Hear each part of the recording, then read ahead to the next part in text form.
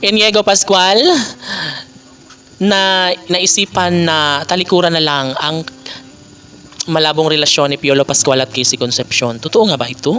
Well, kung mangyayari at gagawin man ito ni Iniego Pascual ay wala na umano silang magagawa pa dahil nga sobrang naiinip na umano si Iniego Pascual kung kailan mangyayari ang kanyang pinakahinihiling na kasalan ng kanyang amang si Piolo Pascual at ang babaeng pinakaminamahal na si Casey Concepcion.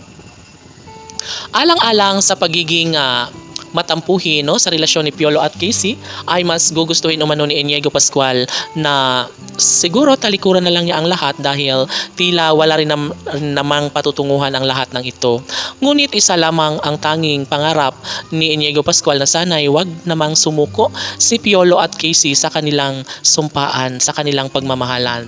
Iba kapag mayroong pag-ibig na nadarama sa pagkakataong nais na ipadama sa relasyon ni Piolo at Casey. Sabi nga ng kanilang milyon-milyon ng mga tagahanga kung anuman ang pwedeng o posibleng mangyayari sa kanilang relasyon sa darating na mga taon ay matatanggap umano nila kung sakali man na wala pa ring saysay ang lahat kung hindi pa rin magbunga ang kanilang mga sumpaan sa isa't isa. Ngunit palagay ni Iniego Pascual ay hindi rin naman umano mababaliwala ang lahat ng ito sapagkat ito ang nais ni Piolo at Casey na maisakatuparan nga ang lahat sa kanilang mga sumpaan.